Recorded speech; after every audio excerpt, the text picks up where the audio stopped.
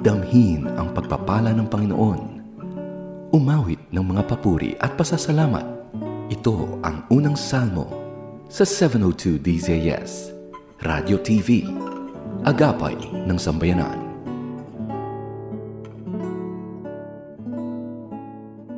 Magandang umaga, kaagapay! Isang panibagong umaga na may hatid na pag-asa. Let us start the day ng may kagalakan at pasasalamat sa Diyos because every gising is a blessing.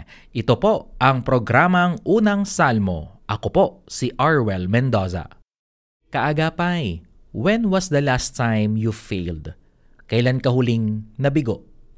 Maaaring nabigo na tayo sa ating career, business, or sa ating relationships.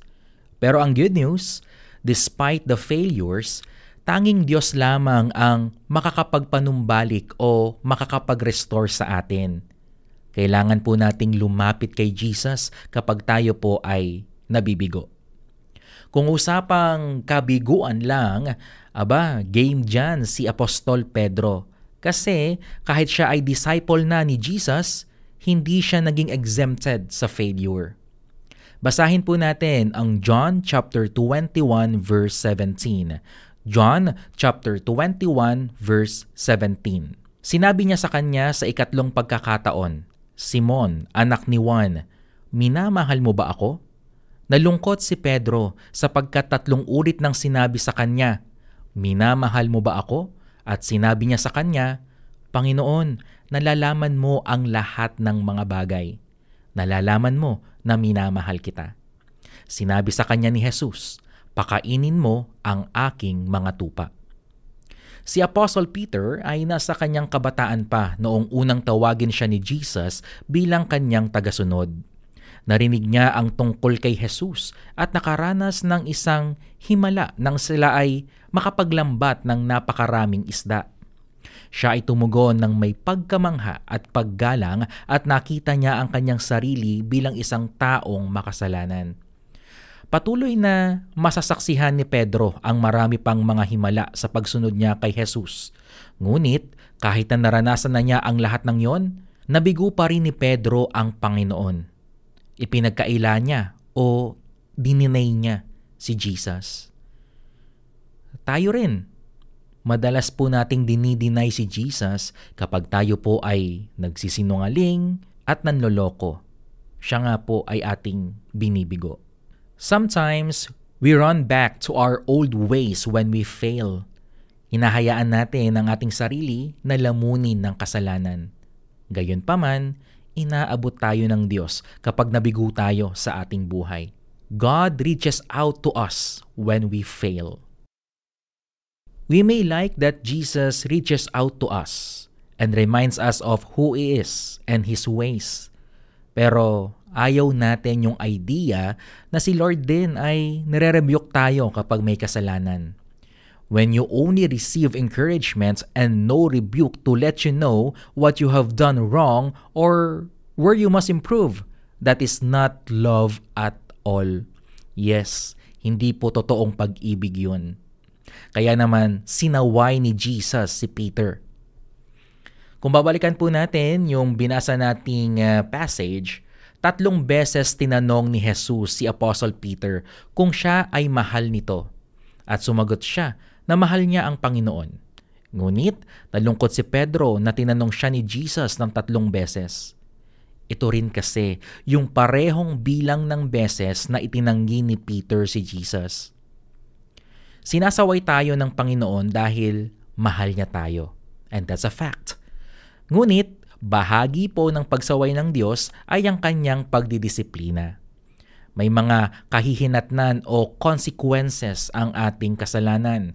Maaaring ito ay kahihiyan, pagkakaroon ng emotional and physical hurt, broken relationships, o kahit na kamatayan. God allows those He loves to experience the earthly consequences of our sins as part of His discipline. That's why we need to give the right response to His discipline. Kailangan nating aminin ang ating mga pagkakasala, tanggapin ang disiplina ng Panginoon at patuloy na manahan sa Kanya. Sapagkat kapag tayo po ay nananahan kay Jesus, natatanggap natin ang kaginhawaang kailangan natin. Kaagapay, hindi po malilimitahan ng ating failures ang pag-ibig at biyaya ng Diyos sa atin. Our response is to humble ourselves and run back to Jesus because we have a God who restores. Kaagapay, maraming salamat po sa inyong pakikinig. Samahan niyo po uli kami bukas sa kaparehong oras, 5 to 5:30 ng umaga. Dito lang yan sa inyong Agapay ng Sambayanan, 702 DZAS, FEBC, Radyo TV. Ako po ang inyong nakasama, Arwel Mendoza. Tandaan, si Kristo lamang ang tanging daan, kaya't buhay mo'y kay Kristo lamang ilaan. Pagpalain ka ng Panginoon. Pagpalain siya sa kanyang mga gawa, nagpapagal, gumabi man umaraw. Tangan ang hiling, buhay na maginhawa. Galak sa puso, naway mag-umapaw. Suklian man din ng salamat at pag-ibig, upang pagsusumigasig, lalong lumawig. Pagod mang katawan, walang aayawan.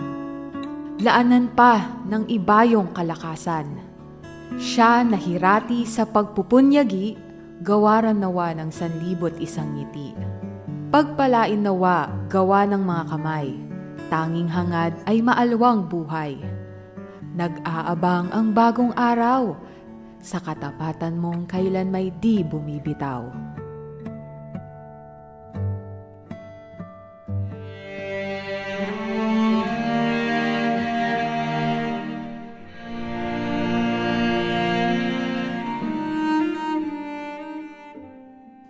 Panginoon, maraming salamat po sa panibagong araw, panibagong buhay, panibagong pag-asa.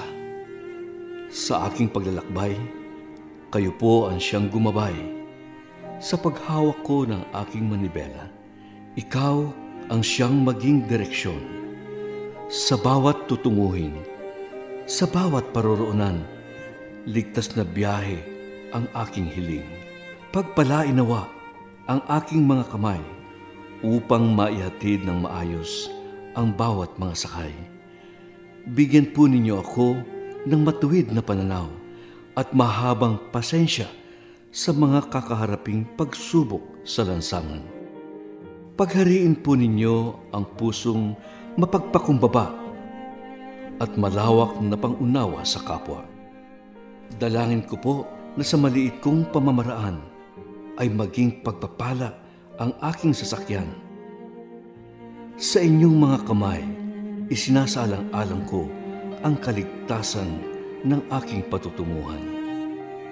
Sa pangalan ni Jesus, Amen.